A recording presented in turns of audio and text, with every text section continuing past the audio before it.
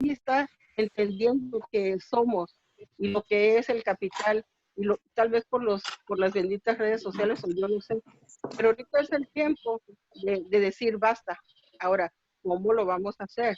Bueno, ya el primer paso lo dieron, ¿verdad? Lo dieron mucha gente, y qué es lo que nosotros como gente ya avesada en estos asuntos.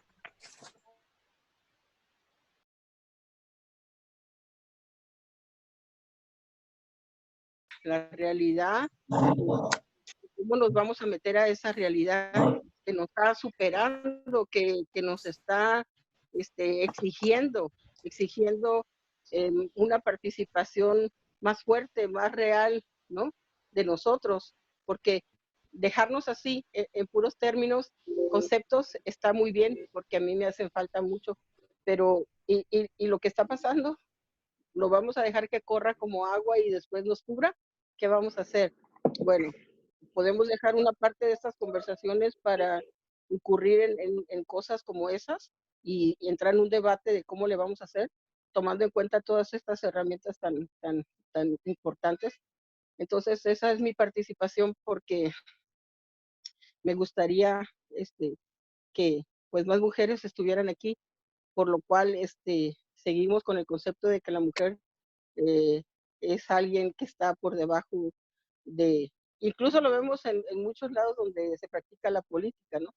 Por ejemplo, yo digo algo y como 10,000 hombres me atacan. Espero que no sea este lugar. Los abrazo a todos y pues adelante, es toda mi participación. Muy bien, sigue el compañero Antonio Aguilas Ocho. Bueno, en realidad levanté la mano para saludar a Eugenio, pero ya que me dieron la palabra, aprovecho. Lo de la crisis económica, yo creo que es indudable que ya veníamos entrando a una crisis económica, y con esto de la pandemia es también muy claro que va a repercutir en una profundización de la crisis. Yo creo que si intentamos caracterizar la crisis, tendríamos que irnos desde el plano internacional y miraríamos que la economía estadounidense venía ya en una tendencia recesiva desde hace por lo menos un año, y que ahora obviamente va a profundizar. Si tomamos en cuenta la gran integración que existe de la economía mexicana con la economía estadounidense particularmente, esta sola situación de dependencia, de integración dependiente, pues nos arrastra junto con los gringos. Una recesión allá inmediatamente impacta acá, aunque también ya se ha demostrado que es también a la inversa, pues cuando hay situaciones acá que afectan a la economía, hay sectores allá en Estados Unidos que también se afectan, ¿no? Sí deberíamos de considerar o actualizar esto en la situación del periodo, en virtud de que el solo factor pandemia indica ya una fuerte profundización de la recesión económica, y no creo que sea así tan simple, pues, de que se vaya a recuperar aún y que pase la pandemia. Hay otros signos que por ahí marcan cierto agotamiento ya del modelo económico que está imperando a nivel mundial. Nada más. El compañero, sigue el compañero, ¿sí me escuchan? Sí. Sigue el compañero Gerardo, después estoy anotado yo y está el maestro Armando. Bueno, antes que nada, es la primera vez que participo en el grupo y la verdad me da muchísimo gusto que se esté dando este tipo de círculos de estudio, de discusión sobre el capitalismo. Y ya tenía muchísimos años que desde que yo iba a la universidad, que no practicaba yo la cuestión de la economía política. Pero, sin embargo, con mis pocos conocimientos que tengo y con la excelente exposición que tuvieron los dos compañeros anteriores que yo, o bueno, los compañeros que expusieron la introducción con todo lo que tiene que ver con la acumulación de capitales, me parece bien interesante hacernos una pregunta.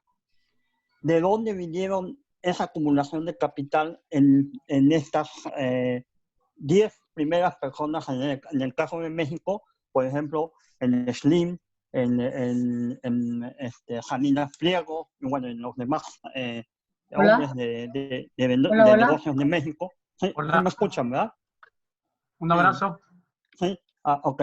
Entonces, acá la pregunta es, yo creo que es interesante plantearnos de dónde surgieron esos, cómo tuvieron tantos millones y millones de dólares en ganancias en tan poco tiempo. Obviamente sabemos en el caso de Slim que en el periodo de la implementación del neoliberalismo en México fue cuando este hombre se volvió rico al el régimen de Carlos Salinas venderle teléfonos de México, ¿no? Y una serie de empresas más. La acumulación de capital que se da en pocas manos, en este caso en un solo hombre, en el caso de Slim, solamente por un ejemplo, la pregunta sería cómo se origina este capital, de dónde vienen estos capitales. Esa es una primera pregunta que me parece que sería interesante o analizar o investigar de dónde vienen esos capitales, porque no de la noche a la mañana Slim se volvió el hombre más rico del mundo, fue uno de los hombres más ricos del mundo. Tuvo que haber algo de fondo que lo hizo uno de los hombres más ricos del mundo y consecuentemente las otras personas, ¿no? Creo que ese es un primer punto, los orígenes del capital, ¿de dónde vienen esos capitales? El segundo punto es el papel que juega en este momento, por ejemplo, después de la Segunda Guerra Mundial, ¿no? Yo creo que después de la Segunda Guerra Mundial se define mucho el proceso de expansión del capitalismo a nivel mundial. ¿Por qué? Porque después de la Segunda Guerra Mundial hay una expansión es precisamente el país que acumuló prácticamente toda la riqueza que se perdió en la Segunda Guerra Mundial. Entonces, toda la acumulación, por ejemplo, de reservas de oro están acumuladas en este país, ¿no? ¿Por qué me refiero a la Segunda Guerra Mundial y a la acumulación de capital? Precisamente porque de ahí vamos a irnos desprendiendo un poco en cómo se va desarrollando el capitalismo hasta llegar a la fase del neoliberalismo y la implementación del neoliberalismo, en este caso en nuestro país, en México. Y un tercer elemento que me gustaría también valorar es qué papel han jugado las bolsas de valores. La especulación de capitales dentro de las bolsas de valores han sido uno de los papeles fundamentales en el crecimiento de los grandes capitales en pocas manos. Creo que las bolsas de valores es prácticamente la célula del proceso de desarrollo del capitalismo actualmente. Y no de balde, ahora a propósito del coronavirus, con la llegada del coronavirus, se vienen abajo las bolsas de valores y empiezan a perder estos grandes capitalistas muchísima fortuna, como lo hemos visto en este momento acá, ¿no? Entonces, creo que son tres elementos interesantes para analizar un poquito. Probablemente me salgo un poco de la frecuencia, pero creo que tiene que ver con precisamente la crisis económica, ¿no? ¿Qué es la crisis económica? Que al final de cuentas, los que salen pagando la crisis económica, pues son el proletariado, las clases más desposeídas y más oprimidas del capitalismo, y obviamente que creo que el punto fundamental es ir entendiendo realmente desde dónde vienen esos capitales y precisamente en las fases que nos comentaba uno de los compañeros cuando habla del capital fijo, ¿no?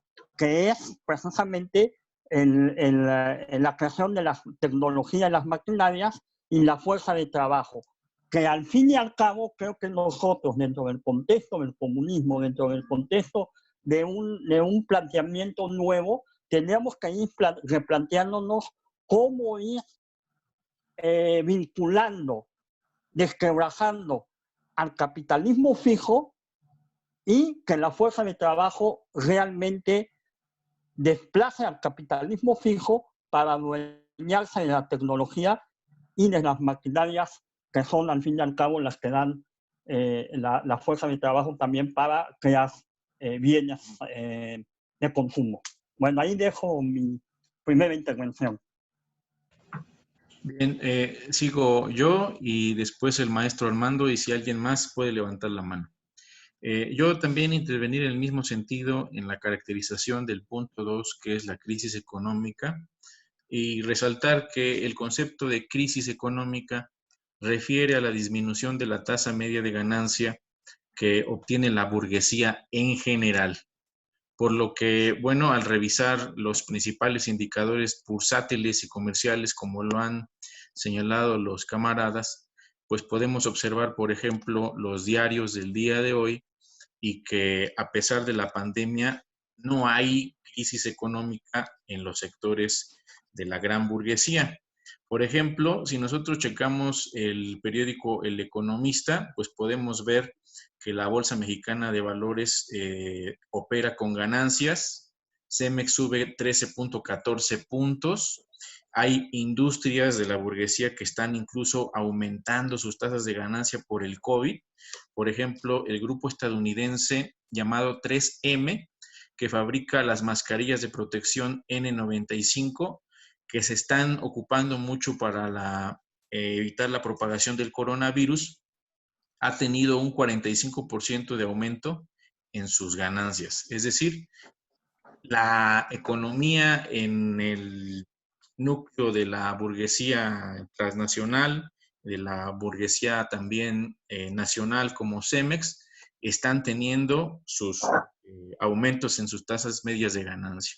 Entonces, en primer punto, sería tener claridad en que el concepto de crisis económica no se debe de confundir con la situación de pobreza, carencias e imposibilidad de satisfacer nuestras necesidades, las necesidades del pueblo, que son precisamente una manifestación necesaria del capitalismo, de la vida en el capitalismo, donde el pueblo sufre la pobreza, pero eso no significa un sinónimo de crisis económica, sino más bien es una condición sine qua non del capitalismo, y con la cual la burguesía la necesita para aumentar sus tasas de ganancia. Y entonces habrá que también destacar que si bien en el COVID, en la situación de pandemia, no hay una manifestación de crisis económica generalizada entre los sectores de la burguesía, entre las industrias de la burguesía, es necesario también identificar que en la población, en el pueblo, hay latentes formas de organización alternativas, como por ejemplo, yo lo he detectado incluso hasta con quienes venden pollo aquí en la colonia, quienes trabajan de taxistas, quienes son pueblo de a pie, que no tienen ninguna militancia partidista ni organizativa, están pensando en que es necesario conocer cómo se realiza el sembrado y la plantación de frutas, de verduras, en los llamados huertos de traspatio, en los huertos de azotea, para que, dicen, en dado caso de que la pandemia llegue a durar más de lo que se dice en los medios oficiales, ellos estén preparados. Es decir, si hasta el sector menos activo del pueblo, que vive, vamos a decirlo así, de a pie y al día, está pensando en esas formas alternativas de organización, pues vale la pena también tal vez ir planteando algo sobre esa vía. Sería mi planteamiento.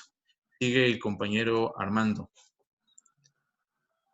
Bueno, yo para la tarea que nos propusimos, revisé algunas cosas del Capital de Marx, y trabajé a Jorge Weinstein, y un libro que ya había leído de Humberto Cerrone, que se titula, y lo recomiendo, La teoría de las crisis de Marx. Voy a exponer algunas ideas que encontré ahí. Primera cuestión es que el capitalismo que encontró Marx, que nos sirve de mucha base, era un capitalismo industrial. En ese entonces, dicen estos teóricos, la cuestión financiera, que hoy es fundamental, y eso, entre paréntesis digo, si hay una caída en el proceso de producción, dijéramos, las empresas siguen ganando, no por el hecho de que saquen sus ganancias, sus utilidades del proceso de producción directo, sino por financiarización, por especulación, etcétera, ¿no? Pero aunque en el tiempo de Marx, el momento, la cuestión financiera aparecía, como dicen los autores, como una cuestión marginal, al financista se le identificaba a esos autores con el viejo usurero. Sin embargo, Marx, con esa gran capacidad, vio el desarrollo del capitalismo en mucho que hoy estamos viviendo.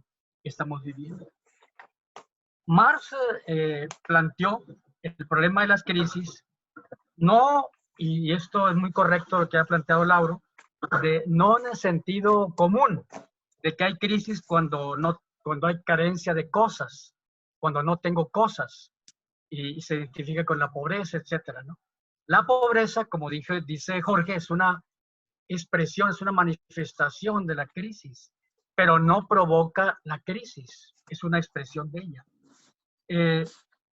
Sino que Marx visualiza las crisis como esa cuestión de ruptura de la producción, del proceso productivo de ganancia, en el que hay una caída de la tasa media, no la tasa en general, sino la tasa media de ganancia. Ubica en dos planos. En el plano de corto plazo y de mediano plazo, y en el plano de largo plazo. En el corto y mediano plazo se habla de las crisis cíclicas. Y el capitalismo, los teóricos, plantean que, bueno, el capitalismo va viviendo en medio de crisis, pero que no hay problema, que al final y al cabo, después de la crisis viene la recuperación, y después vendrá otra caída, otra crisis y otra recuperación, y por lo tanto, larga vida para el sistema capitalista. Así lo conciben. Sin embargo, cuando Marx analiza el problema en la visión de larga duración, él plantea que el capitalismo, de crisis en crisis, va avanzando a lo que Marx llama la crisis general del capitalismo, que hoy estamos viviendo. Un desgaste de los fundamentos básicos de la producción de plusvalía a nivel histórico, resultado o que ha sido la acumulación de esas crisis tras crisis tras crisis, en la que el capitalismo va avanzando hacia lo que hoy, dicen esos autores, podemos hablar como la decadencia del sistema. Aunque todavía siguen ganando dinero, siguen ganando recursos, siguen teniendo ganancias, aún en las crisis. O sea, la burguesía siempre busca ganar en los momentos de auge, como en los momentos de crisis, como lo está señalando correctamente el camarada Jorge. Dicen estos autores, recogiendo el planteamiento de Marx, que el capitalismo se caracteriza porque siempre construye, destruye, construye, destruye, construye, destruye, ¿sí? Pero en realidad destruye cada vez más y construye cada vez más. Y en esa lógica, dicen, lleva a que en un momento el potencial destructivo anula toda posibilidad de construcción al interior del sistema. Es decir, en esa lógica de construye, destruye, construye, destruye, la tendencia a largo plazo es que va predominando la destrucción. Y aún la construcción es una construcción destructiva. Y eso lo previó Marx y hoy lo estamos viviendo. El desarrollo en esa lógica plantea que las fuerzas productivas empiezan a generar fuerzas que ya no son fuerzas de desarrollo del capitalismo, sino son fuerzas de destrucción. Ya no son fuerzas de destrucción para después construir, sino de destrucción parasitaria del sistema. Creando, dice estos autores, una especie de cáncer del sistema, en el que las medidas anticíclicas aparecen como aspirinas para un canceroso.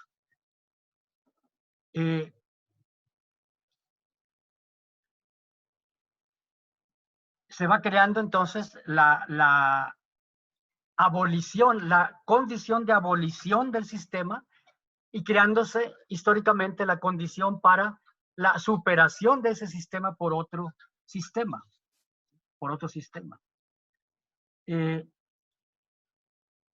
Aquí Marx habla, y ahora se desarrollan esas de crisis de sobreproducción y plantea incluso que hay, dijéramos, crisis de subconsumo. Y algunos hablan de crisis de subproducción, a lo que de una manera relativa rechaza Marx.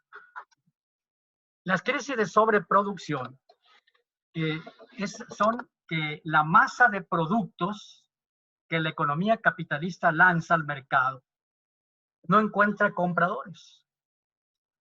Es decir, no hay una demanda capaz de comprar todo porque la propia lógica del capitalismo, dicen esos autores, lleva una concentración de ingresos, los 16, hoy 14 multibillonarios, ¿sí? Los 400 multimillonarios y los 120,000 millonarios. Esos concentran, no siempre en base a una generación productiva, sino a una acción financierista, sobre todo, de especulación financiera.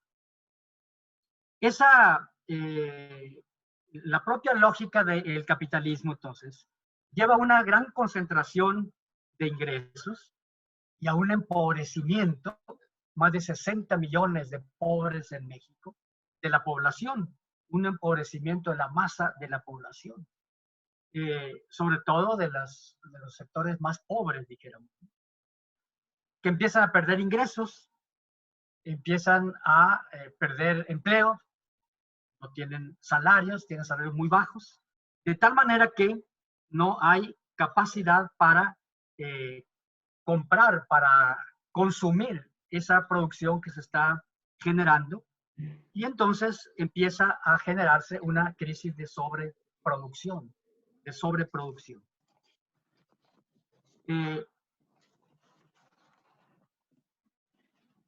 El problema segundo es que el capitalismo se caracteriza por una guerra interna, por una verdadera competencia entre ellos.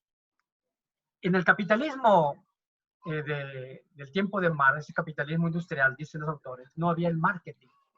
Es decir, el empresario individualmente lanzaba sus productos al mercado sin enterarse qué capacidad de compra había en el mercado, sin enterarse qué competencia iba a encontrar en el mercado. si el tomate que ofrecía lo iba a ofrecer más caro que el tomate que iba a ofrecer el otro competidor. Si el tomate que él ofrecía lo iba a ofrecer después, un mes después de que lo había ofrecido el competidor.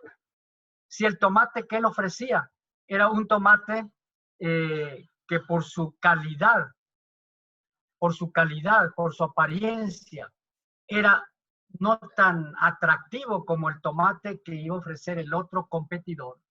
No se enteraba de eso. Por lo tanto, entraban en un problema de que su producción no se realizaba. Estos son elementos de la sobreproducción y así, dice Marx, se creaba una sobreproducción potencial por esa competencia que había. En relación con la crisis de subconsumo, aquí se habla de dos, el subconsumo, el consumo relativo y el absoluto. El absoluto es cuando de plano no hay capacidad total. Eso casi no ocurre, dijéramos, ¿no? Sino que el consumo es más bien relativo. Es decir, que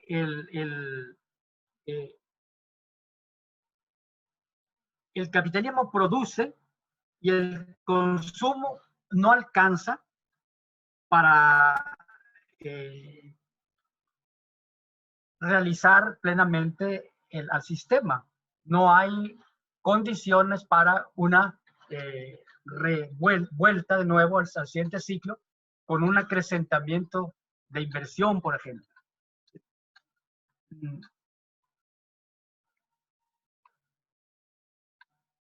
Esto fue muy desarrollado, dijéramos, en los tiempos de Marx, en el que se provocaron por esa competencia, por ese incremento a veces de la tecnología, de la ciencia, agotamiento de los recursos como la tierra, etc. Por ejemplo, se habla de que la gran crisis catastrófica de subproducción agrícola fue la crisis del siglo XIV, que, atención, trajo consigo la peste negra. Fíjense bien, es decir, la historia nos demuestra que no son las pandemias las que producen las crisis, sino al revés. Las crisis son las que producen las pandemias. Y, por ejemplo, la pandemia es la llamada peste negra de la gran crisis agrícola del siglo XVIII, ¿sí? Del siglo XIV, perdón, es una muestra de ello. Y hoy estamos viendo esto, es decir, la peste fue producida por esa crisis, no la peste creó la crisis. En las crisis siempre hay un sector que no sale tan raspado como los otros. No hay que ver que en términos de corto y de mediano plazo, todos los sectores de la burguesía están en igual condición de pérdidas, ¿no? La burguesía busca beneficiarse en la prosperidad y en las crisis. Y se puede ganar mucho dinero con las crisis, dicen estos autores, ¿no? Lo estamos viendo estos ejemplos que da Jorge. En algún sector hay acumulación de capital creciente, ¿sí? Y entonces esos sectores, dicen estos autores, empiezan a canibalizar, se convierten en caníbales del resto. Y de tal manera que empiezan no solo dijéramos, a obtener ganancias a costa de la explotación directa del trabajo, sino también a costa de la eliminación de los competentes. Se van quedando con el mercado o bien están aprovechando lo que se llama, es decir, la condición en la que entran esas empresas, y aquí entra lo que es muy actual, que se conoce como la financiarización. Yo había señalado la vez pasada, y aquí lo voy a dejar para dar pie a que los demás pongamos y continuar después con esta reflexión, que el periodo que predominó, y hay que ver si todavía predomina, en el que injustamente se le ubicó solo como neoliberalismo, se compuso o se compone todavía de 5 elementos. El primero es la globalización. El segundo es la revolución informática. El tercero es el neoliberalismo. El cuarto es la caída del lugar de la economía gringa en la economía mundial. Y primero es la sensación de la economía, que hoy es lo que está predominando, y eso está marcando esa tendencia del desgaste generalizado del sistema capitalista, porque ya no está operando básicamente sobre el proceso directo de producción, sino sobre el proceso de especulación financiera. Hasta aquí lo dejo para continuar. No sé si se me escuchó. Escuchó todo, maestro. ¿Alguien más quiere participar? Eugenio. Listo, Eugenio. De mis lecturas del periódico La Jornada, me he inclinado mucho por leer a un escritor investigador que acaba de fallecer, Alejandro Nadal. Este compañero había explicado muy bien las cuestiones de las crisis del capitalismo y siempre se había referido a que desde hace aproximadamente unos 30 años el capitalismo ya había dejado de invertir para producir y más bien se había inclinado a la especulación. Porque por otro lado, leyendo a Carlos Fernández Vega, en México los grandes capitalistas habían ofrecido al gobierno de López Obrador bastante inversión, pero nada más era el puro discurso. No habían invertido realmente, sino que solamente era el apoyo verbal. Entonces, según Alejandro Nadal, esta era una tendencia que viene del capitalismo mundial desde hace mucho tiempo, lo cual o bien eso y otras causas, como dicen ustedes, Jorge, Armando, que ha bajado la tasa media de ganancia y eso ha provocado una serie de crisis, pues no solamente en un país, sino en todo el planeta. Eso pues ha provocado lo que ya se han referido ustedes también, mucha pobreza, y efectivamente a lo mejor ahí las pandemias, ¿no? Como lo refiere Armando hace poco tiempo. Entonces, yo lo que quería señalar es esto que habla este amigo, Alejandro Nadal, que acaba de fallecer, de que el capitalismo en general no invierte para producir para bienes de la población, sino que se basa principalmente, globalmente, se basa en la especulación para obtener muchas ganancias.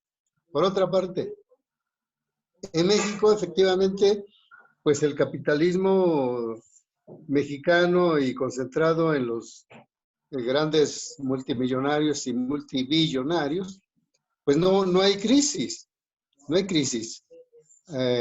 Hace poco, en un foro aquí en Chapingo, en varios profesores investigadores se refirieron a que el capitalismo en México tenía una tasa de ganancia, una plusvalía altísima.